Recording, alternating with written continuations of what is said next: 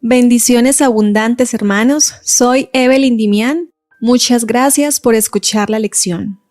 En este video encontrarás la lectura día por día de la lección número 9. Vamos a orar para comenzar. Amantísimo Dios, en este día pedimos como siempre tu bendición, tu compañía. Sé tú con nosotros. Gracias por la vida y por la oportunidad de estudiar tu palabra. En Jesús te lo pedimos. Amén. Sábado 19 de febrero. Jesús, el sacrificio perfecto. Para memorizar. Porque con una sola ofrenda hizo perfectos para siempre a los santificados. Hebreos 10:14. La idea de que un hombre declarado culpable y ejecutado en una cruz debería ser adorado como Dios era ofensiva para la mentalidad antigua. Las escasas referencias a la crucifixión en la literatura romana muestran su aversión a la idea. Para los judíos, la ley declaraba que un hombre empalado en un árbol era maldito por Dios. Deuteronomio 21:23. Por consiguiente, los primeros motivos que encontramos en las pinturas cristianas de las catacumbas eran el pavo real, que supuestamente simboliza la inmortalidad, una paloma, la palma de la victoria del atleta y el pez. Posteriormente aparecieron otras temáticas: el arca de Noé, Abraham sacrificando el carnero en lugar de Isaac, Daniel en el foso de los leones, Jonás escupido por el pez, un pastor que lleva un cordero, o representaciones de milagros como la curación del paralítico y la resurrección de Lázaro. Estos eran símbolos de salvación, victoria y cuidado. La cruz, por otro lado, transmitía una sensación de derrota y vergüenza. Sin embargo, fue la cruz la que se convirtió en emblema del cristianismo. De hecho, Pablo simplemente calificó el Evangelio como la palabra de la cruz. 1 Corintios 1:18. La matutina Exaltada a Jesús, página 227, nos dice: contemplemos a aquel a cuya sola palabra acudirían legiones de ángeles en su ayuda, transformado en un objeto de diversión y burla, de injurias y odio. Él mismo se entrega como un sacrificio por el pecado. Al ser vilipendiado, no amenaza. Cuando se lo acusa falsamente, no abre su boca. En la cruz, ora por sus asesinos. Al morir, paga un precio infinito por cada uno de ellos. Soporta sin murmurar el castigo por los pecados del hombre. Y esta víctima que no se queja es el Hijo de Dios. Su trono existe desde la eternidad y su reino no tendrá fin. Domingo 20 de febrero.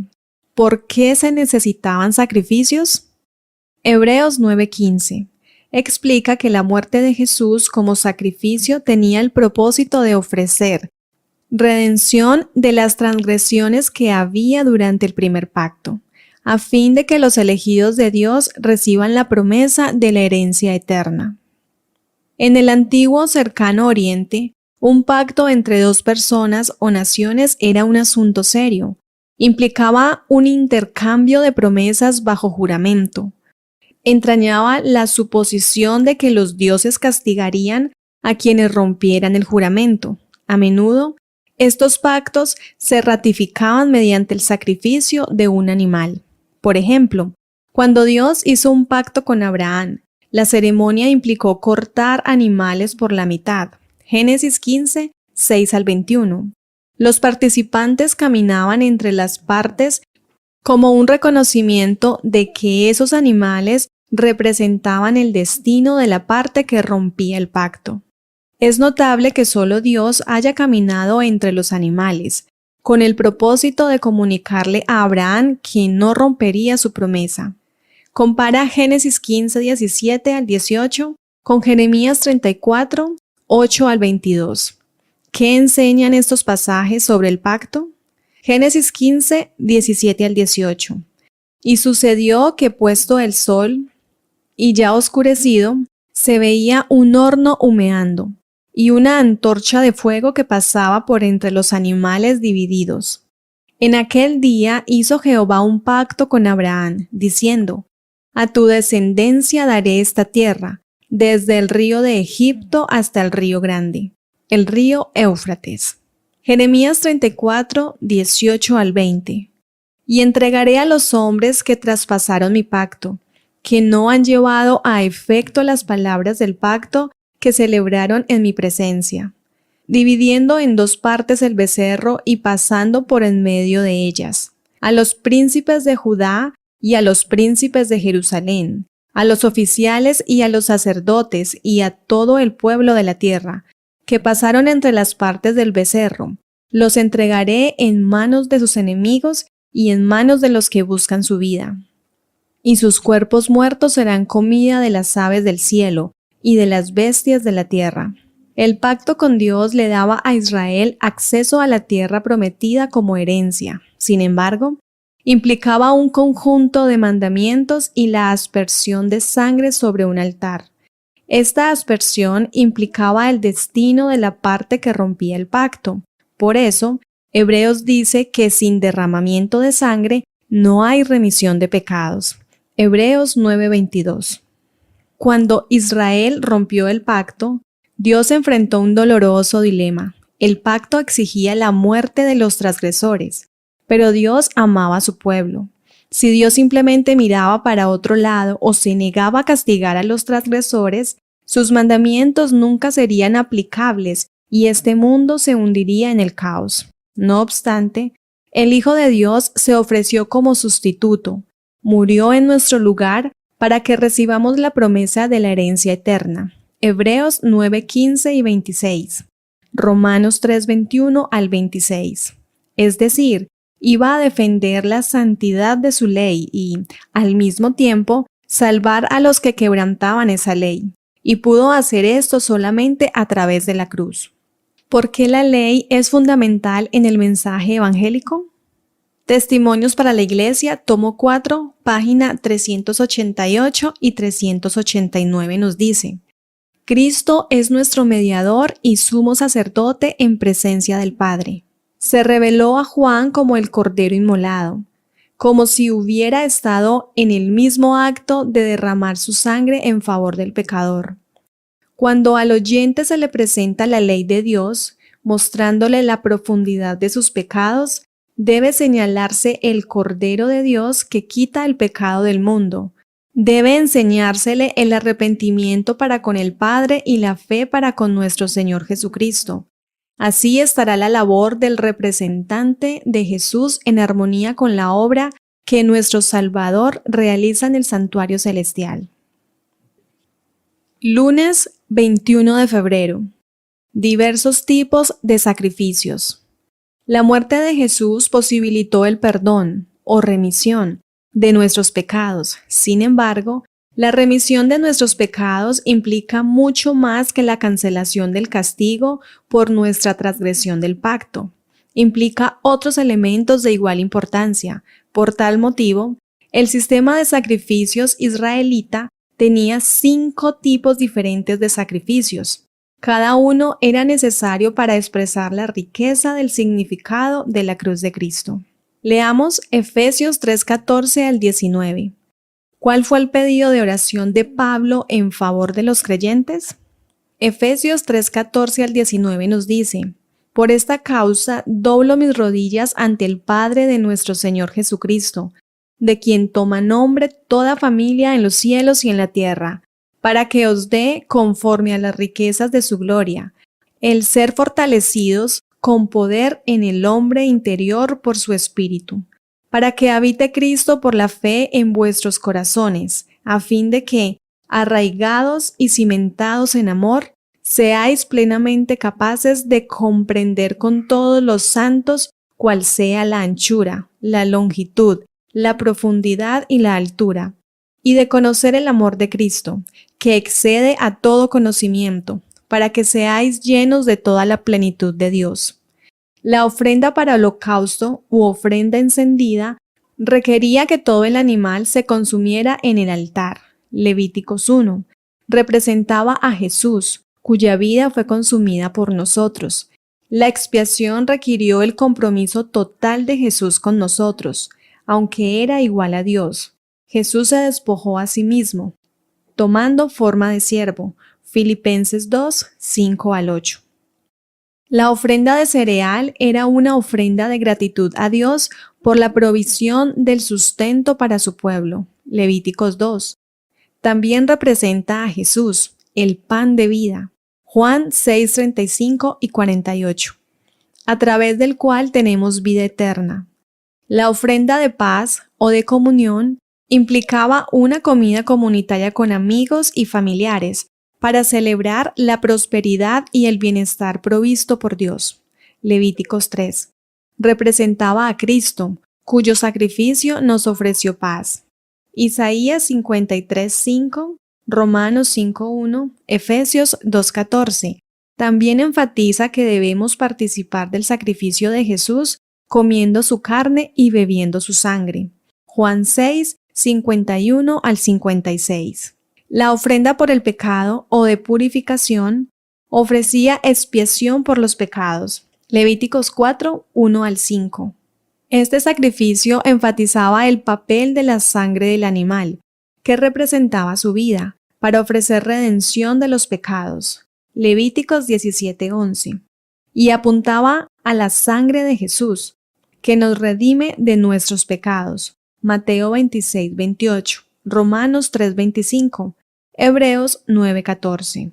La ofrenda por la culpa o de reparación brindaba perdón en los casos en que era posible la reparación o restitución. Nos indica que el perdón de Dios no nos libra de la responsabilidad de ofrecer reparación o restitución cuando sea posible a quienes hemos agraviado. Los sacrificios del santuario nos enseñan que la experiencia de la salvación es más que simplemente aceptar a Jesús como nuestro sustituto. También necesitamos alimentarnos de Él, compartir sus beneficios con los demás y ofrecer reparación a quienes hemos agraviado. Comentarios de Elena de White en Comentario Bíblico Adventista del Séptimo Día, tomo 5, página 1101 nos dice: la parte de Cristo fue pobreza y humillación, mientras iba de un lado a otro cumpliendo su misión de misericordia para aliviar a los enfermos, para reanimar a los deprimidos. Apenas si una voz solitaria lo llamó bendito, y los más encumbrados de la nación lo pasaron por alto con desprecio. Martes 22 de febrero. El sacrificio perfecto de Jesús. Leamos Hebreos 7:27 y Hebreos 10:10. ¿Cómo se describe el sacrificio de Jesús en estos pasajes? Hebreos 7:27. Que no tiene necesidad cada día, como aquellos sumos sacerdotes, de ofrecer primero sacrificios por sus propios pecados y luego por los del pueblo, porque esto lo hizo una vez para siempre, ofreciéndose a sí mismo. Hebreos 10:10. En esa voluntad somos santificados mediante la ofrenda del cuerpo de Jesucristo, hecha una vez para siempre. Los sacerdotes levitas, que llegaron a ser muchos, debido a que por la muerte no podían continuar, Hebreos 7:23, contrastan con Jesús, quien vive para siempre y tiene un sacerdocio eterno. Hebreos 7:24 y 25. Los sacerdotes levitas cada día, Hebreos 7:27, y cada año, Hebreos 9:25, ofrecían ofrendas y sacrificios que no tenían poder alguno para perfeccionar la conciencia de los que celebraban ese culto. Hebreos 9:9, Hebreos 10, 1 al 4. Sin embargo, Jesús ofreció una vez para siempre un solo sacrificio, que limpia nuestra conciencia y quita el pecado de en medio. El sacrificio de Jesús es superior al sacrificio de los animales porque Jesús era el Hijo de Dios y cumplió perfectamente la voluntad de Dios. La descripción del sacrificio de Jesús, una vez para siempre, tiene varias implicaciones importantes. En primer lugar, el sacrificio de Jesús es perfectamente eficaz y nunca podrá ser superado. Los sacrificios de los sacerdotes levitas se repetían porque no eran eficaces. De otra manera, ¿no habrían dejado ya de hacerse sacrificios? Pues los que rinden culto, purificados de una vez por todas, ya no se habrían sentido culpables de pecado. Hebreos 10:2. En segundo lugar, los diferentes tipos de sacrificios del Antiguo Testamento encontraron su cumplimiento en la cruz. Por lo tanto, Jesús no solo nos limpia del pecado, también ofrece santificación. Antes de que los sacerdotes pudieran acercarse a Dios en el santuario y ministrar en favor de sus semejantes, tenían que purificarse y santificarse, o consagrarse. El sacrificio de Jesús nos limpia y nos consagra, para que podamos acercarnos a Dios con confianza y servirlo como real sacerdocio. Hebreos 9:14, 1 de Pedro 2:9. Finalmente, el sacrificio de Jesús también sustenta nuestra vida espiritual, ofrece un ejemplo para observar y seguir. Por lo tanto, Hebreos nos invita a fijar nuestros ojos en Jesús, especialmente en los eventos de la cruz, y seguir su ejemplo. Hebreos 12:1-4. La cruz es la base de todos los beneficios que Dios nos concede. Ofrece purificación del pecado, santificación para servir y alimento para crecer. ¿Cuál es la mejor forma de experimentar más de lo que recibimos en Jesús? Testimonios para la Iglesia, tomo 5, página 562 y 563 nos dice: debemos crecer en la gracia cristiana, manifestando mansedumbre bajo la provocación y apartándoos de la bajeza terrenal. Dais evidencia de que el Salvador mora en vosotros, y cada uno de vuestros pensamientos, palabras y actos atraerá a los hombres a Jesús más bien que a vosotros mismos. Hay mucho trabajo que hacer, y poco tiempo en que hacerlo. Sea pues la obra de vuestra vida inspirar en todos el pensamiento de que tiene que trabajar para Cristo. Donde quiera que haya deberes que cumplir, que otros no entienden porque no desean ver la obra de su vida, aceptadlos y hacedlos. La norma de la moralidad no es bastante elevada entre el pueblo de Dios. Miércoles 23 de febrero. La cruz y el costo del perdón. Leamos Hebreos 9, 22-28. ¿Qué dice este pasaje sobre la obra de Cristo en el santuario celestial? Hebreos 9, 22-28. Y casi todo es purificado, según la ley, con sangre, y sin derramamiento de sangre no se hace remisión. Fue, pues, necesario que las figuras de las cosas celestiales fuesen purificadas así, pero las cosas celestiales mismas, con mejores sacrificios que estos. Porque no entró Cristo en el santuario hecho de mano, figura del verdadero, sino en el cielo mismo para presentarse ahora por nosotros ante Dios. Y no para ofrecerse muchas veces, como entra el sumo sacerdote en el lugar santísimo cada año con sangre ajena. De otra manera le hubiera sido necesario padecer muchas veces desde el principio del mundo.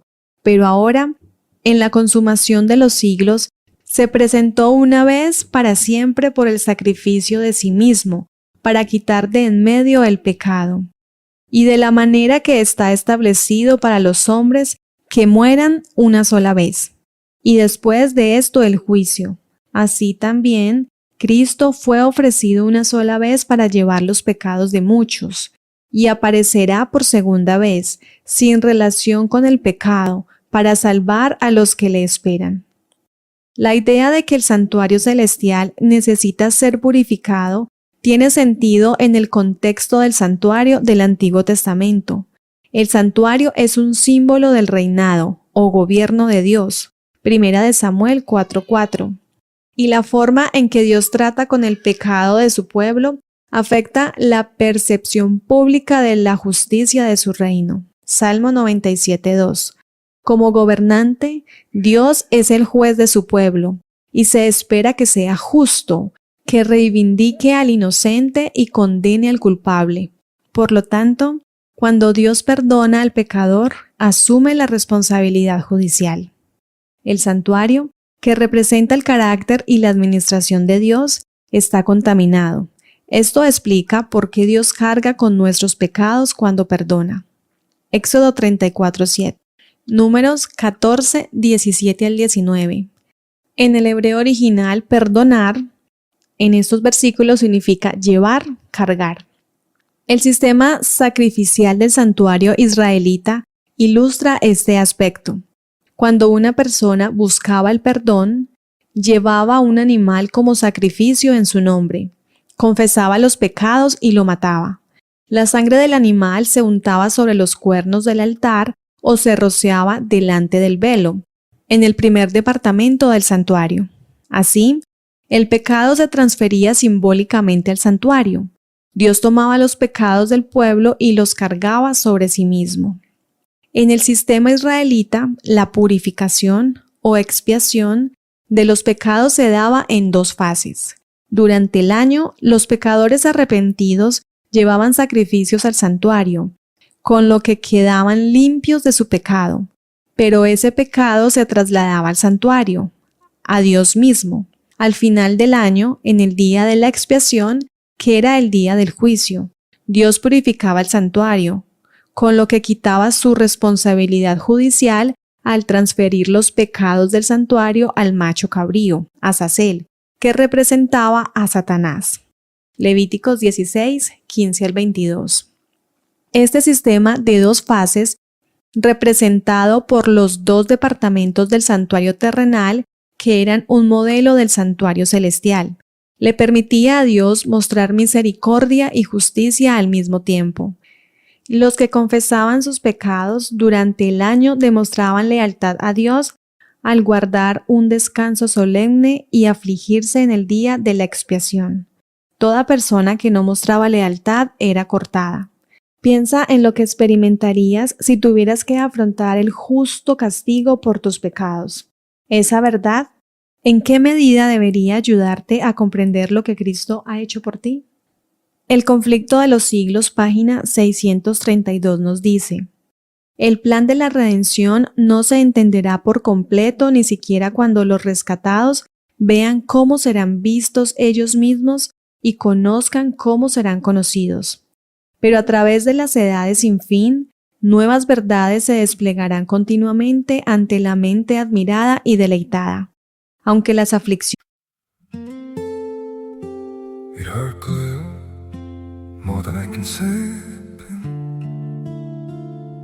but maybe love isn't holding on. Maybe it's knowing when to walk away.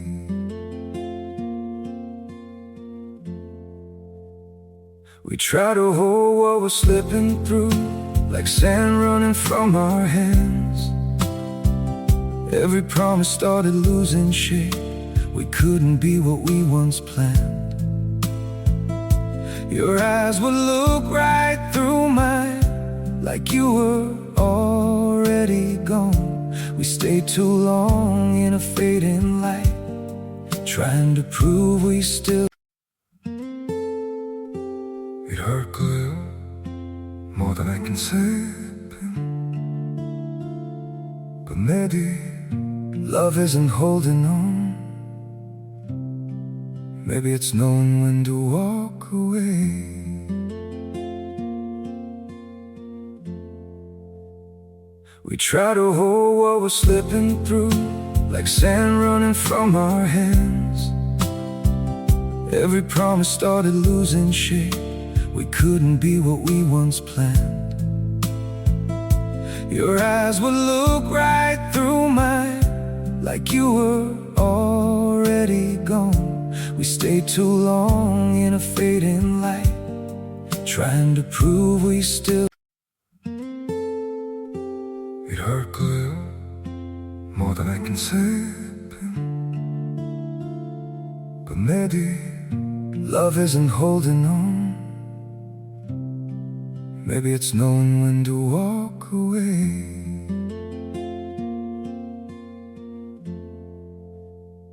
We try to hold what we're slipping through, like sand running from our hands. Every promise started losing shape.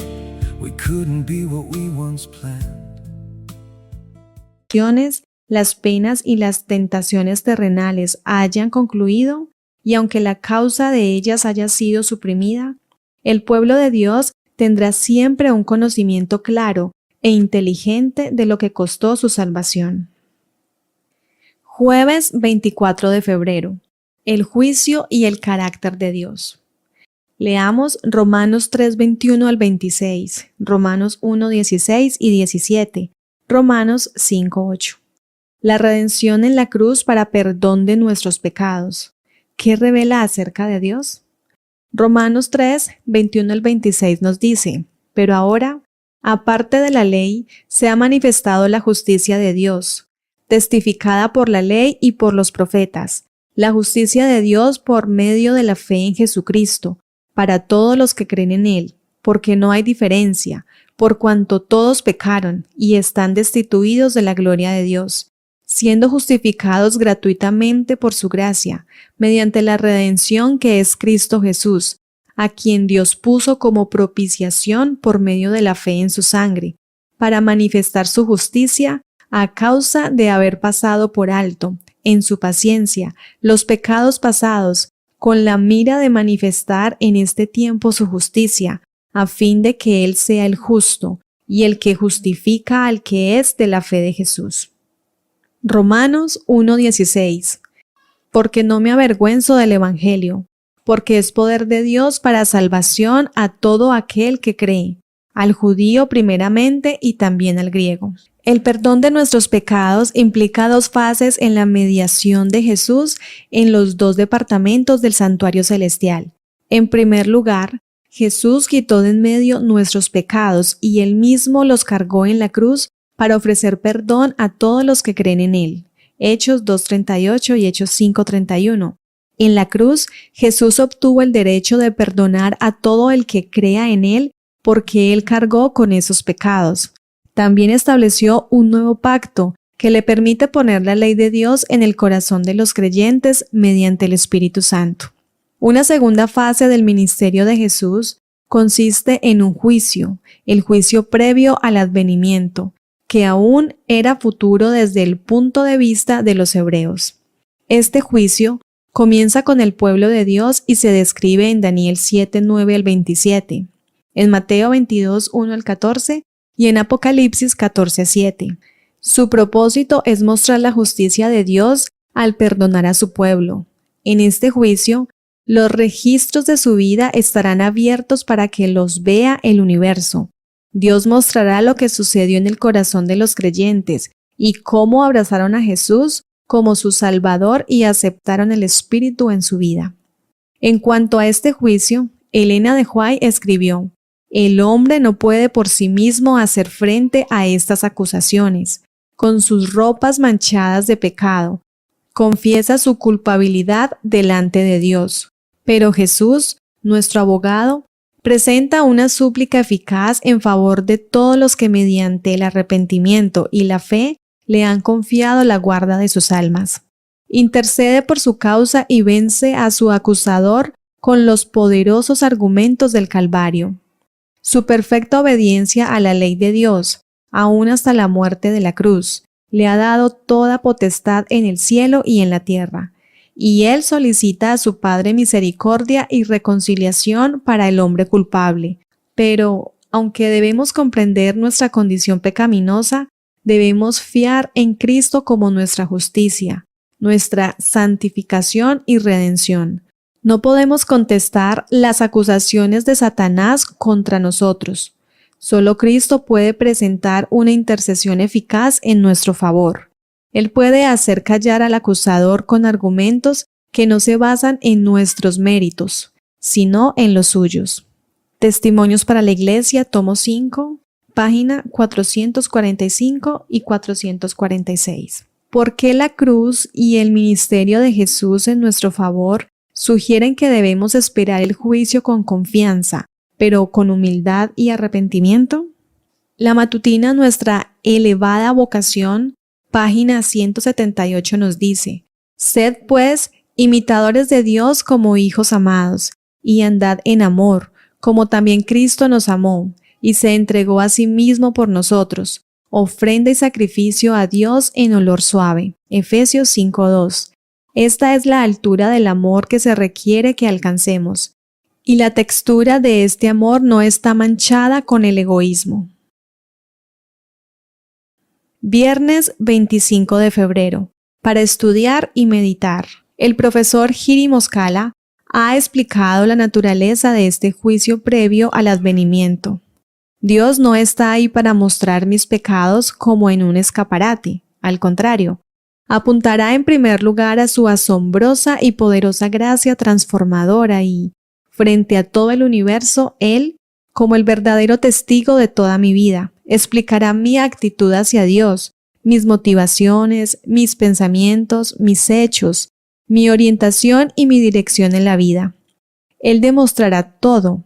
Jesús testificará que cometí muchos errores, que transgredí su santa ley, pero también que me arrepentí, que pedí perdón y que su gracia me transformó. Proclamará: mi sangre es suficiente para el pecador Moskala. Su orientación de vida está puesta en mí. Su actitud hacia mí y hacia los demás es cálida y desinteresada. Es digno de confianza. Es mi buen siervo y fiel. Tanto los redimidos como los seres que no cayeron hallarán en la cruz de Cristo su ciencia y su canto. Se verá que la gloria que resplandece en el rostro de Jesús es la gloria del amor abnegado. A la luz del Calvario se verá que la ley del amor autorrenunciante es la ley de vida para la tierra y el cielo, que el amor que no busca lo suyo tiene su fuente en el corazón de Dios, y que en el manso y humilde se manifestó el carácter del que mora en la luz a la que ningún hombre puede acceder. Deseado de todas las gentes, página 11. Preguntas para dialogar.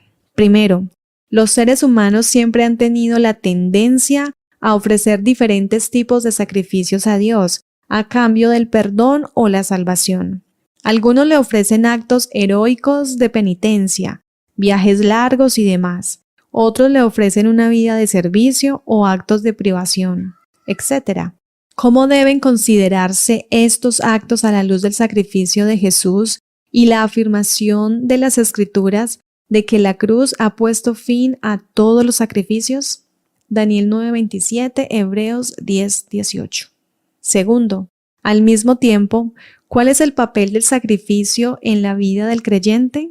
¿Qué quiso decir Jesús cuando enseñó que debemos tomar nuestra cruz y seguirlo? ¿O el apóstol Pablo cuando dijo que deberíamos ofrecer nuestro cuerpo en sacrificio vivo, santo, agradable a Dios? ¿Cuál es la relación entre las instrucciones de Jesús y las de Pablo? Oremos para terminar. Amantísimo Dios, te damos gracias infinitas porque nos muestras a través de la palabra tus mensajes, tus deseos. Pedimos pues que permitas que todos estos mensajes se queden en nuestras mentes y en nuestros corazones y podamos glorificarte siempre. En el nombre de Jesús lo pedimos. Amén.